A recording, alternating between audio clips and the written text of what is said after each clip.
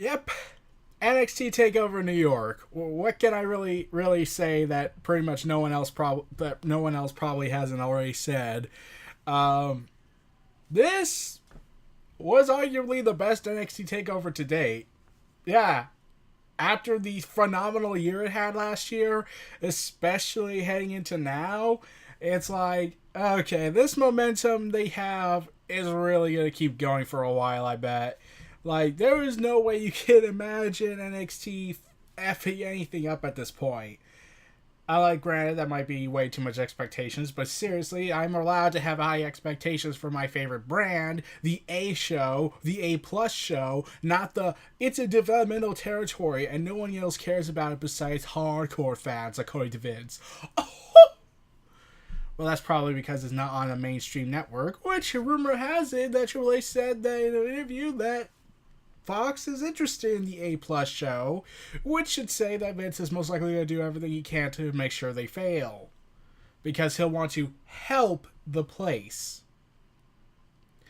So the first match of the evening is the War Raiders versus Aleister Black and Ricochet, the winners of the Dusty Rhodes Tag Team Classic. One of the key components about this thing that people noticed, and some find it a nitpicking complaint, is like how everyone loves it when the champion comes out last because it gives that sense of importance and weight to it. I understood why they didn't do that this time around, because really think about this. This was Aleister Black and Ricochet's last official match as NXT superstars before they fully transitioned over to the main roster and ultimately be ruined, because lately Vince, in his ever-loving wisdom to fail them because he has an ego problem that needs to be dealt with in ways that most likely cannot be said on camera, or we could have him arrested, but seriously, there's no crimes against wrestling humanity.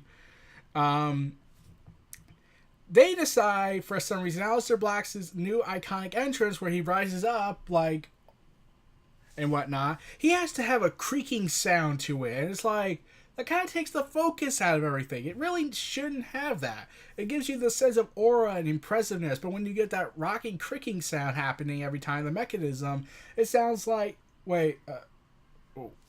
I was immersing myself. Why is that there?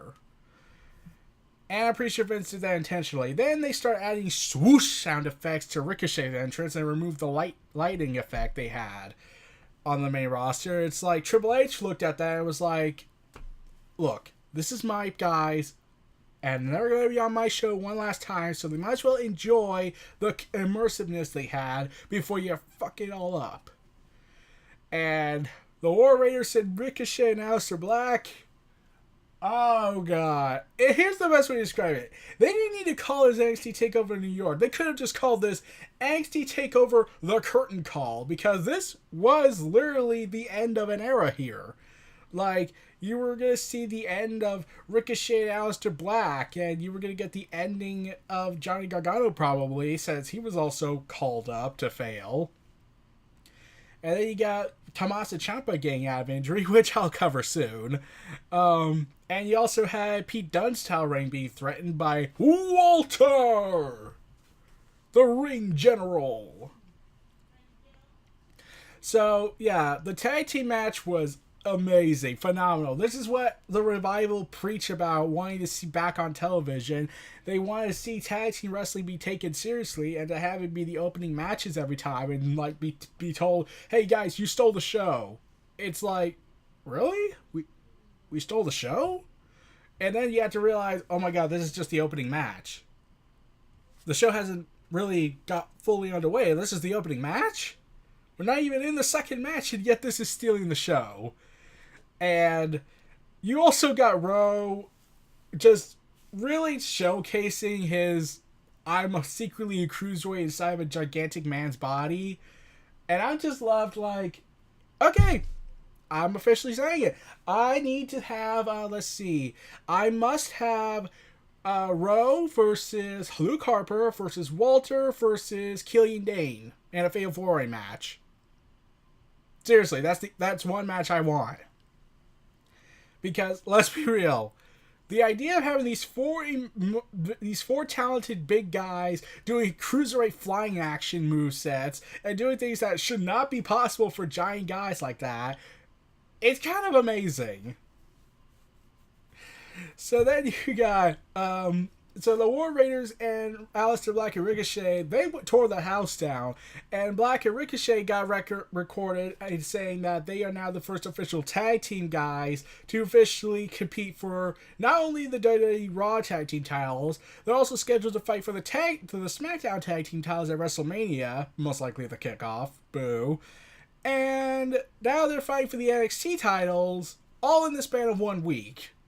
Not even the Revival could say that, and they're one of the best tag teams on the planet, and they've been together for years, whereas Aleister Black and Ricochet have been around for 2 months.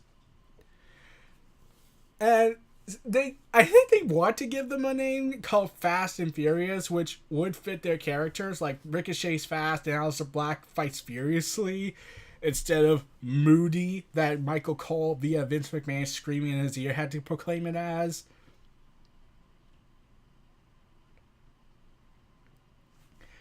And during the match, you got that moment of respect between the War Raiders and Aleister Black and Ricochet.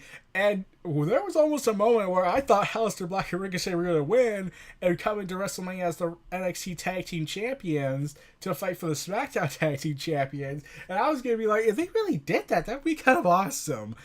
But then that moment came to a complete halt because they did everything that you would expect from the Revival. Like, one guy tries to do the pinfall attempt, and Aleister Black standing outside like, okay, I gotta prepare myself. The other guy's coming in. But then instead of having Aleister Black stop him, they instead have one of the War Raiders just shove Black and crash into Ricochet and the other guy.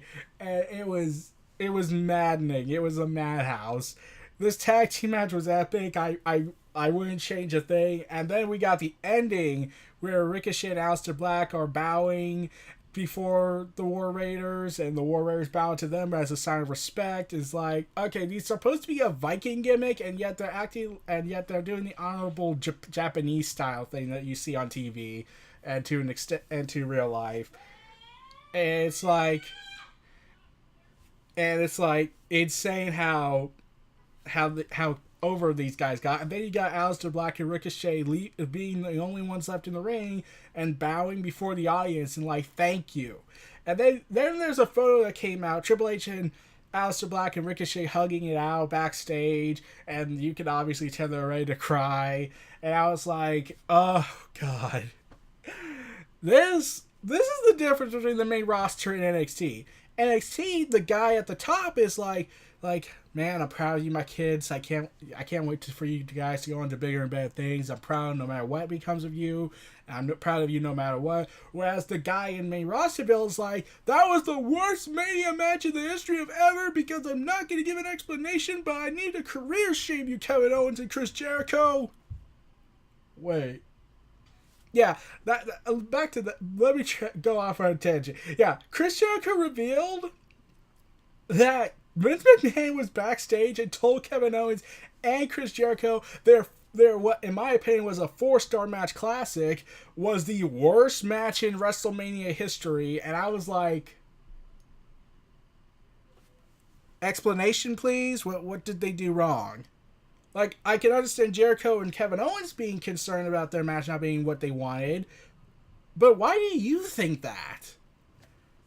Instead, you're just going to just say, you were the worst guys I've ever had to work with. I regret having you both, and I don't care if you go anywhere, unless you're Chris Jericho, and if so, I'm banning you from WWE because you dare sign with the enemy. Even though they're not trying to be the enemy, they just want to be an alternative. But back to the happy stuff of NXT. Yeah. Ricochet and Aleister Black, I really, really want them to succeed on the main roster, but, like,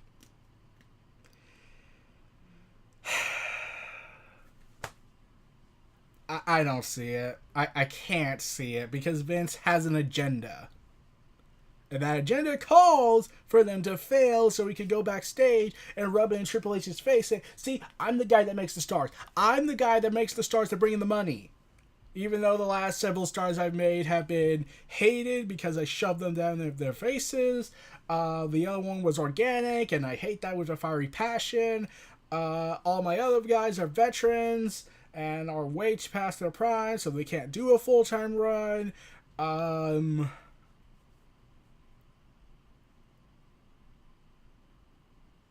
I still make the stars. So yeah, I love the way Aleister Black and Ricochet went out. Like, this was the best way for them to go out together. And some people actually thought Ricochet and Aleister Black were gonna have a betrayal angle, and I was like, nah, they still have to wait till WrestleMania to do that for Aleister Black. Now we get to the next match, the North American Championship match between the Velveteen Dream and Matt Riddle, bro, and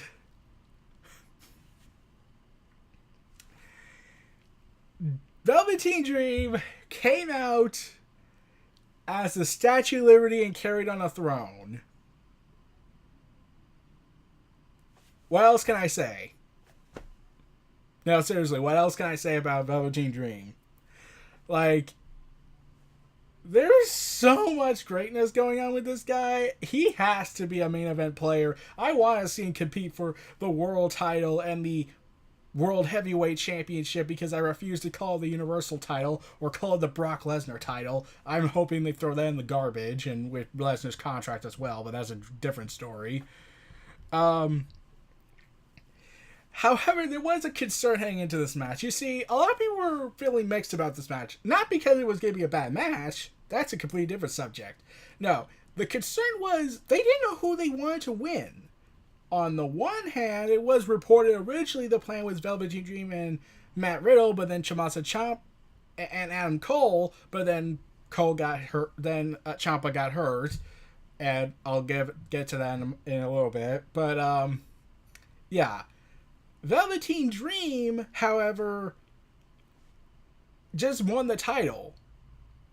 And now Matt Riddle's on this momentum he's going on, and he has to fight Velveteen Dream, who just won the title, but they're building Matt Riddle up, especially since he wants to put an end to the Beast Incarnate, or as I like to refer to him as the lazy part-timer who doesn't want to care anymore.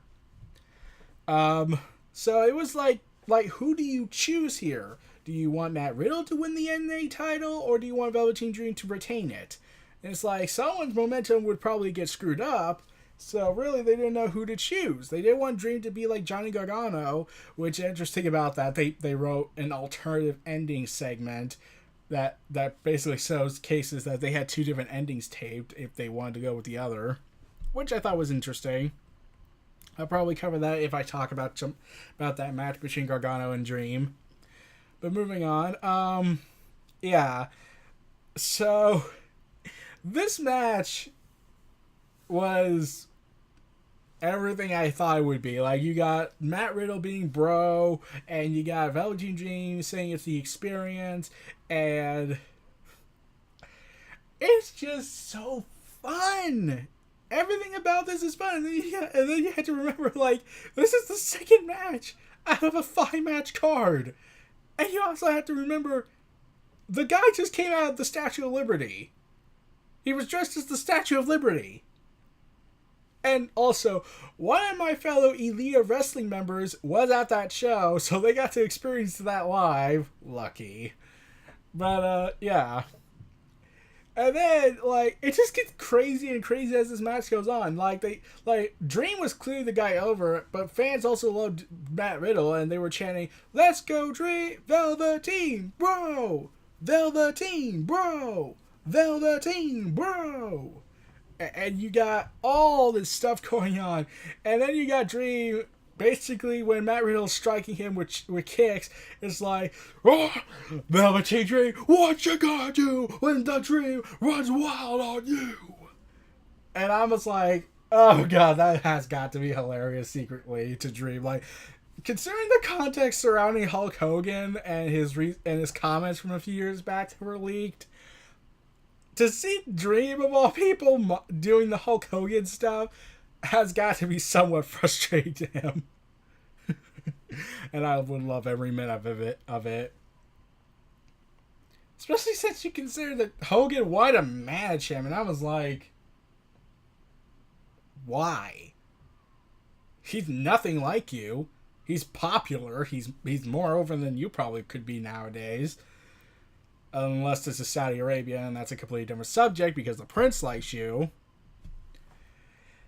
And then, like, I didn't know who I wanted to win this match. Like, it was Dream and Riddle, and they both had something to gain here.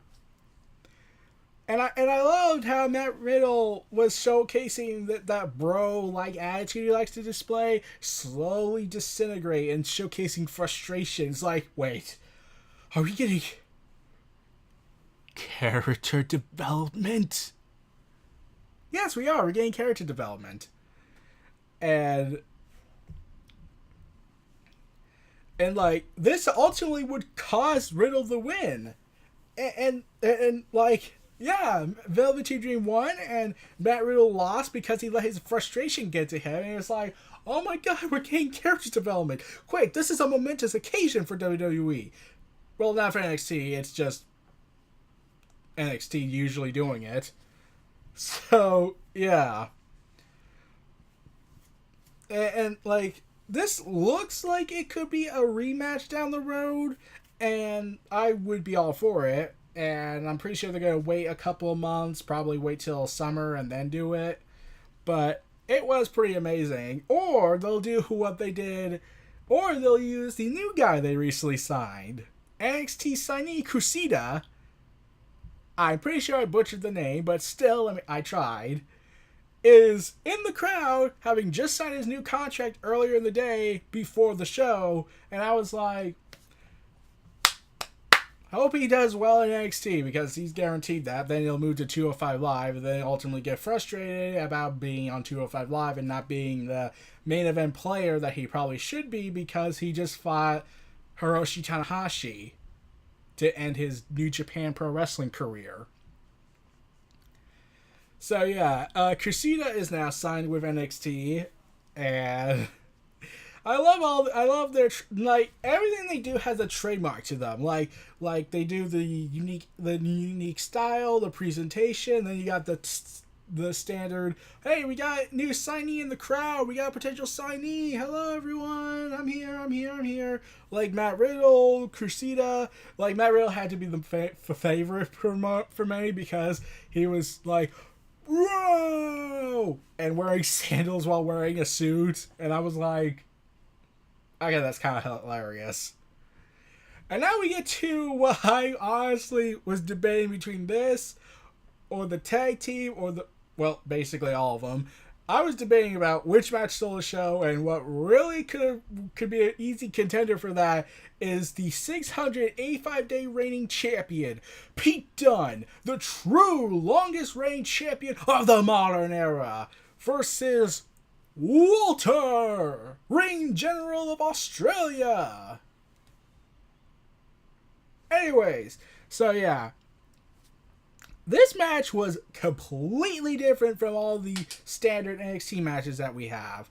Whereas NXT has a fast-paced, aggressive style, the British wrestling style that I've noticed is more slower-paced and more technical, but at times can get really brawling and really down and dirty. And Walter and Pete Dunne, they went at a slow-paced match style. It was insane to see these two guys. Like, everyone knew heading into this match Walter was going to win, because if Pete Dunne defeated Walter, who was really left? And plus, it's hard to imagine, it would be hard to picture what to do with Pete Dunne after if he beat Walter, because the idea afterwards would be like, does he stay in NXT UK, or do we take him to the main roster with the title and have him showcase it? Like, that could have worked. But then you have to remember that they have to have him eventually lose that title, and like, he already got what he needed out of this. He's the longest reigning champion in the modern era. The most favorite thing I loved about that reign is because not only did he defend it, not just in WWE, he defended it in NXT, he defended it in Progress, he defended it in other independent wrestling promotions in the UK scene and in Europe, and it was like, why isn't Lesnar doing something like that? Like, why isn't Lesnar doing what Pete Dunne's doing? Like, defending the title as much as he can, instead of, like, Okay, who am I fighting? Oh, I'm fighting this guy. Can I get $1 million because I don't like working with this guy? Or when he says, "Oh, I have to work with this guy," yeah, screw that, I'm out. And just takes the title, and Vince is like, "Okay, you can keep it." And even if it reaches to the point where Vince is throwing the title, we're being hit by the title in the face, I'm pretty sure he would allow him to stay still. Oh, and speaking of Lesnar, he has now been signed to a new short-term deal. I use that loosely. And now I'm wondering, I am so glad Rollins and Lesnar aren't main eventing. But back to Pete Dunne and Walter and their great wrestling match they had. It was, oh god, it was insane.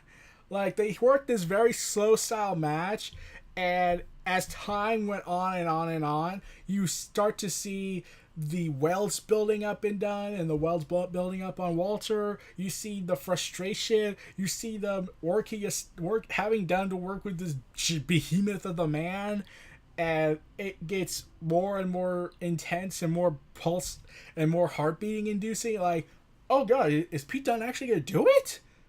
No. Walter has to win, right? And then, like, you get this, and like, this is how I always imagined a big title reign ending. When you build a big title reign, and you have this long, luxurious reign going on, you have to end it in a big showcasing performance. And Pete Dunne did exactly that. He did it. He went all out on this match. Walter pulled out all the stops in this match, having Walter's signature powerbomb pin and putting all his 300-pound weight on him.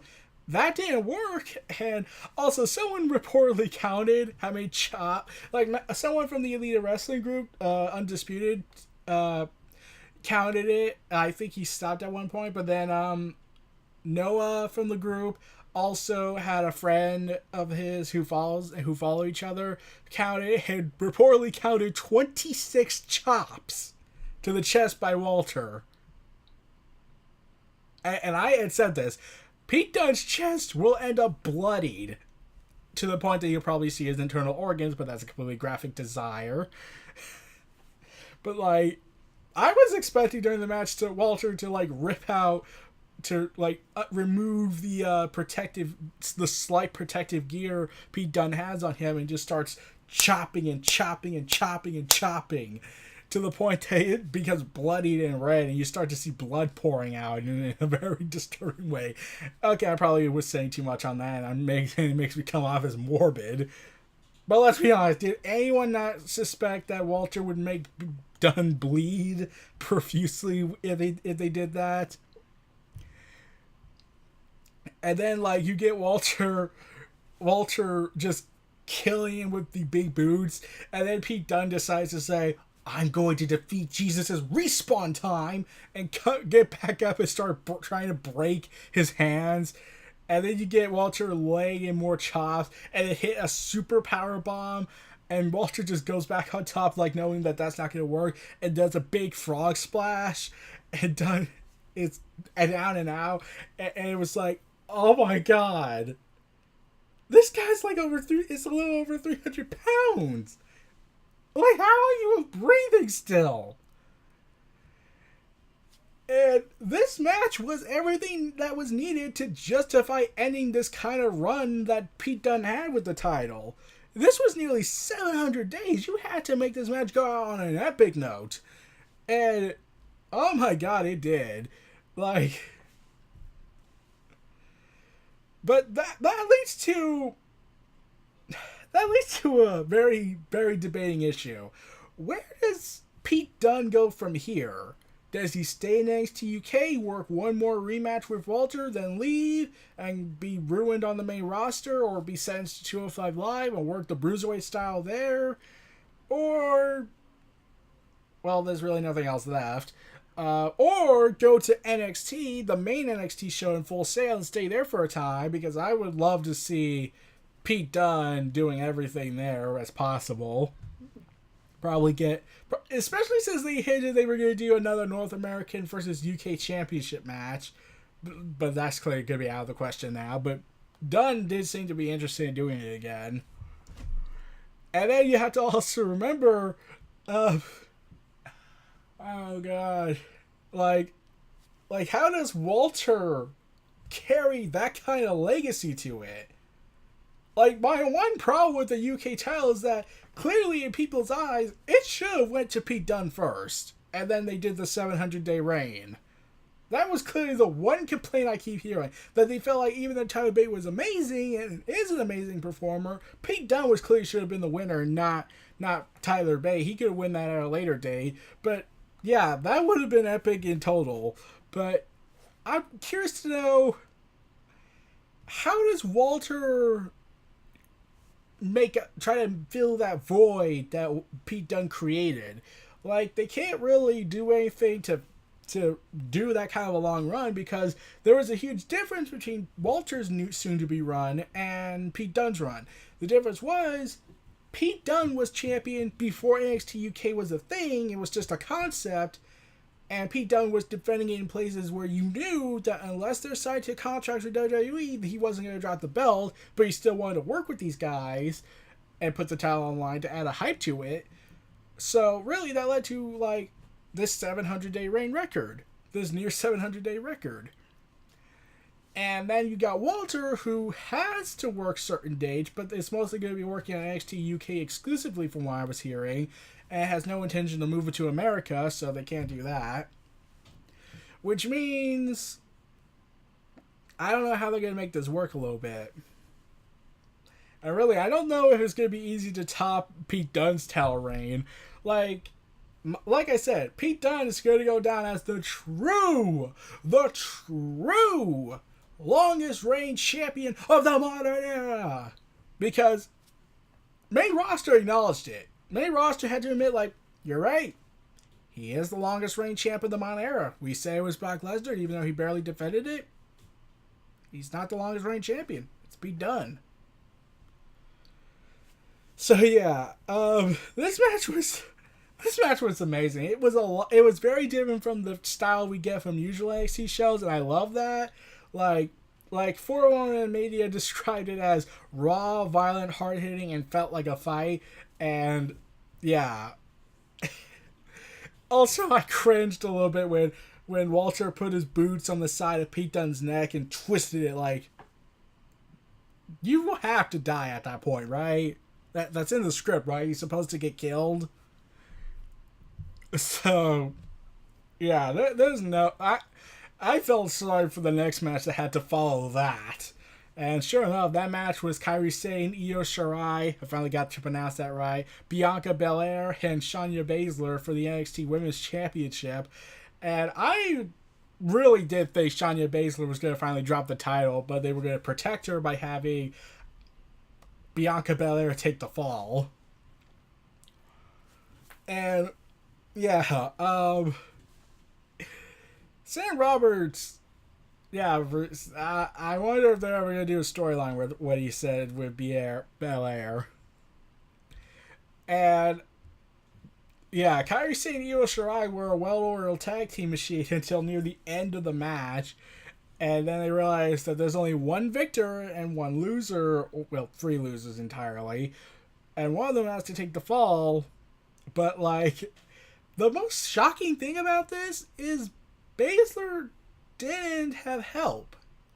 She didn't get any help in her match, which would have made sense to me if you're going to have Kairi Sane and Io Shirai team up together to take out Belair and Shayna Baszler, and you got Belair wanting to kill Shayna Baszler for ending the streak. And yeah, and then it just, and I really was rooting for Kairi Sane. Like, I had a feeling Io Shirai was gonna win or Belair, but I was rooting for Kairi Sane for one reason, because she's one of my favorites right now. Because, and it's not just because she liked 2 tweets and had liked some of my tweets in the past, and that gives me a biased favoritism for her. That's clearly not the reason. But yeah, And I had also advocated for next year's WrestleMania main event that it should be Asuka versus Kairi Sane versus Io Shirai for the SmackDown Live Women's Championship and their pirate-themed entrance for Kairi Sane. Because that's what they said they're going to bring her in for, which does kind of look kind of like they just want her for the entrance. But, yeah, I did love how Kairi Sane and Io Shirai were feeling torn apart at the fact they were fighting each other. Like, oh my god, that's actually development. We're actually getting realism to an extent. And you just watch this more and more, and you just want to cry for these two ladies, realizing they have to fight each other, and they're keeping each other from winning the title. And then Belair comes in and tries to do a WrestleMania moment where and Kairi Sane gets hit by the signature Belair hair whip. And then she hits the KOD on both Shane and Shirai. And Kairi Sane's about to be pinned, but then Baszler comes in and starts clutching and choking Belair and taps out. And I was like, she won? She won? How did she win?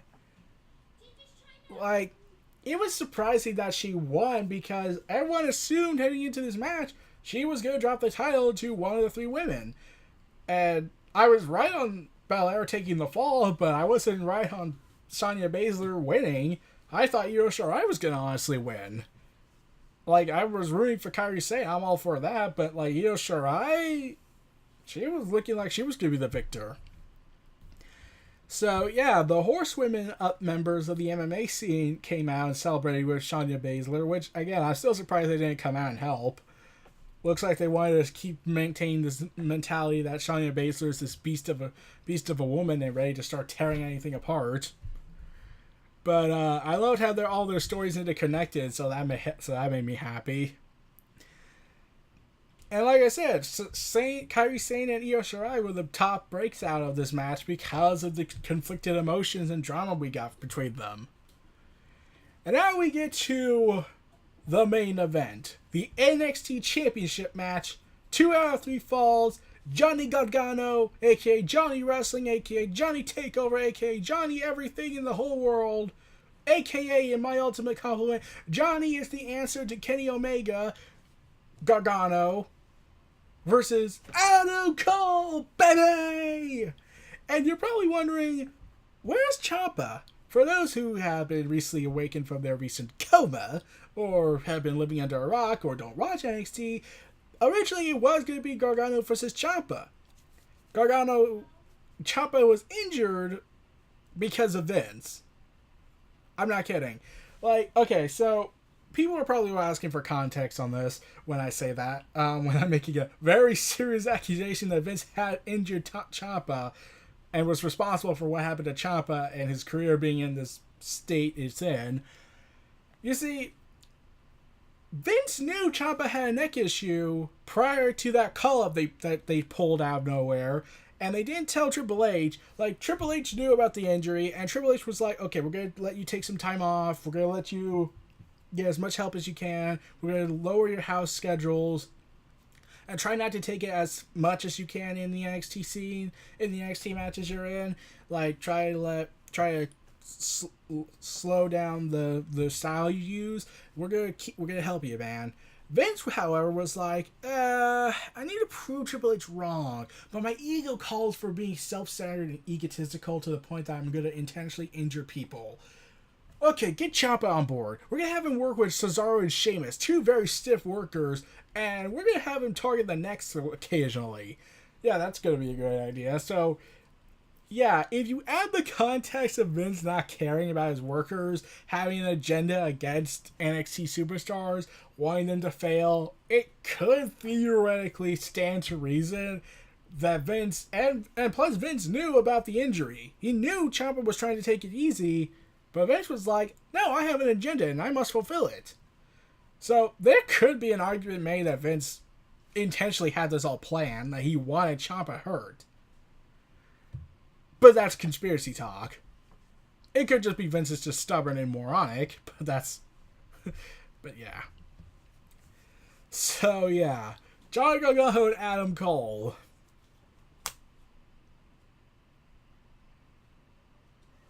38 minutes. It was nearly 40 minutes. 2 out of 3 falls. Goes on for nearly 40 minutes. That should tell you how awesome this match was going to be. This match was probably the best these two guys have had in NXT. Okay, maybe for Gargano, it was just another day for him, but Adam Cole, I'm pretty sure that he would find this better than the NXT North American Championship ladder match he was participating in. But yeah, this match, yeah, a lot of you were complaining initially and during the first 2 falls it felt slow. I thought it was okay. Like, I knew that they were going to save the biggest drama for it for the 3rd fall, because that's how it always works, even on main roster. So, yeah, you got this huge mystery surrounding Gargano's future and Adam Cole's ascension. Like, originally, like, I had advocated for one match in particular. They have what they were doing prior to this. What they did during the build-up to the show was have Adam Cole win a number 1 contendership match, not a championship opportunity name, against Matt Riddle, Velveteen Dream, Aleister Black, and Ricochet. And I kind of called for a 6-man Armageddon Hell in a Cell match with Gargano, Cole, Ricochet, Black, Riddle, and Dream, all for the vacant NXT Championship. And yeah, they kind of, I wouldn't be surprised if Triple H secretly saw my tweets and said, you know, instead of doing that, we could do something close to that, but make it a number 1 contendership, and then we do our second match for the vacated title. And I don't put it past Triple H to see anyone's tweets, especially after the whole, you will give me what I want. What I really, really want.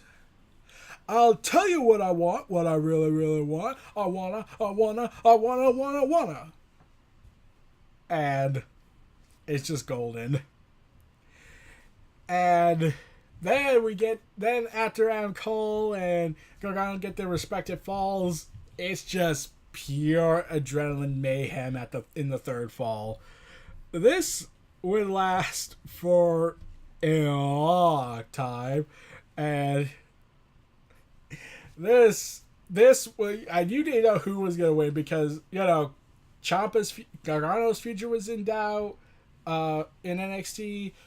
Cole's future was on the rise, and you didn't know who was going to win this match, especially in light of that rumored report where it was saying Gargano had put in a request to stay in NXT for an additional year, which should say something about the main roster.